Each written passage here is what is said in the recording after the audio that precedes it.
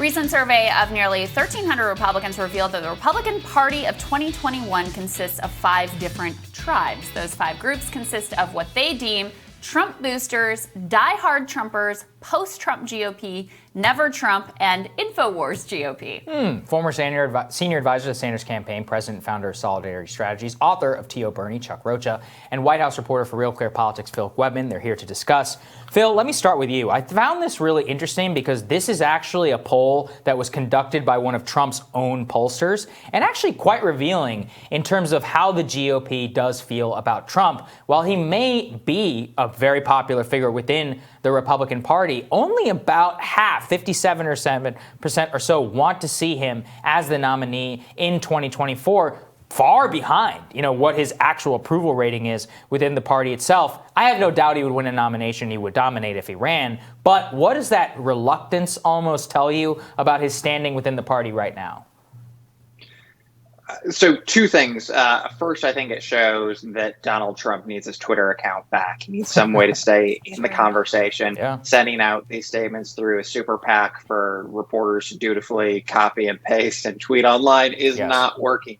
Clearly, the CPAC speech was good, but I don't know how you stay in the conversation with 1 or 2 speeches a year. But if you look at the actual numbers, to your to the second point here, it's that the fundamental question that these pollsters are trying to answer is whether or not he would win in a Republican primary, and he clearly has significant support.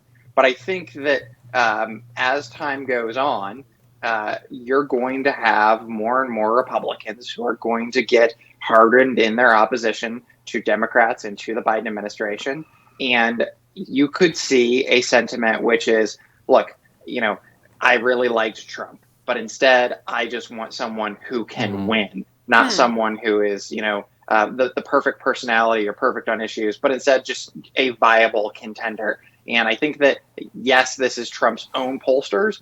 If they present that finding to him, the message is going to be like, what you're doing right now is not enough to sustain you for the next, 2.5 years until we get back to primary season. It's fascinating. That's actually a really interesting point, Phil, that basically, because that's what the Democratic primary turned on this time was electability. And so it wasn't like, which candidate do we like the best? Which policy platform do we like the best? It's like, just, okay, what do I imagine other people want to vote for? Let's go with that guy. What is the media telling me that other people want in a candidate? Let's go with that guy. Chuck, to give you a few more of the numbers here. So the group they classify as diehard Trumpers, supporters of the former president who would back him no matter who else ran against him, but who do not believe in QAnon conspiracy theories. So there's that intersection there. That was 27%.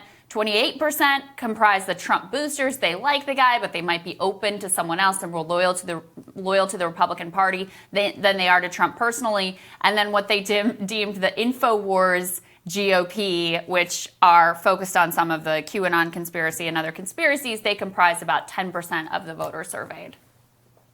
So let's do a little redneck math there. It seems like with the first 2 numbers, you're already over 50%. And if you add in the GNCs, which is the good and crazies, you get 10 more. It gets you up around 60%. So if you think about a multi-candidate primary, now, boys and girls, your old Mexican redneck buddy here has been through a few multiple candidate primaries. And all you need to win a primary, whether you're a Democrat or a Republican, is 20, 30% of the vote, and you can be the nominee long as, oh my God, this brings back PTSD, more than a couple candidates in the race and everybody doesn't drop out all at the same time. I'm sorry. I had to get that in there. But that's why he can win. To Sagar's point, he would easily win if there are 4 or 5 people running. And to Crystal's point is that there will be folks out there to be like, well, can he really win or can he not? But with just the numbers that Crystal described, he would cakewalk through a primary with the base of support with at least 3 other reputable candidates in that race. Yeah, no, you are absolutely right. And people need to absolutely take that from home. I guess, Phil, this is my question, which is that even if he would win, Gabby Orr, a mutual friend, a friend of the show as well, she wrote this great piece in Politico, which is basically like, Yeah, Trump is having a hard time setting up a campaign operation. It's actually quite hard. A lot of the staff and stuff that comes with the, not a campaign operation, a post-presidency operation, he found that it would be too much work to start his own media company, way too much work to start his own third party. So he's decided to try and take all of the donor money for himself, but doesn't really have an apparatus in order to distribute it out, or really an ideology within that. So what can we expect kind of like out of Trump world over the next couple of years as he's in this limbo position where he definitely would win, but he also doesn't really want to work that hard? So like, what does that look like? Well, he's going to keep haunting the Republican Party no matter what. I think if we look a little bit closer, though, at those numbers, the Trump boosters, that's the category. I think the 28%, which says that they are more loyal to the GOP than they are to Donald Trump. That number is likely to get magnified if you have Republicans who have good showings in these House and Senate races come 2022. If Republicans feel, hey, the momentum is on our side, let's just bring this home, and we promise that we'll actually deliver this time on everything that we say during the campaign trail. That's a more tangible push, I think. I mean, it gives some voters actually something to hold on to.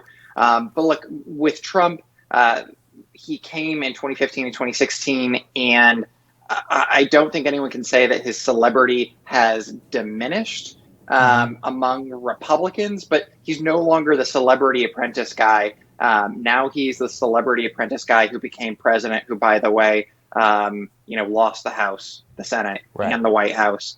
The question that I have right now for a lot of the 2024 hopefuls is, how do they deal with the Trump question? When I interviewed Marco Rubio a couple of weeks ago, his answer was just sort of, he was a realist. This guy is going to be around. You have others who, voted for impeachment because they would rather have that fight with Trump now than on a debate stage later on, because they are thinking about the same numbers that Chuck laid out a second ago. And they remember that giant under and overcard debate in 2015, and they want to avoid that. Yeah. I mean, Chuck Phillip is sort of positing here that Trump doesn't have his Twitter account anymore. He's decided not to do the third party. He's decided not to do the media venture. He is a lot less present in our daily news cycle than, frankly, I thought he would be at this point.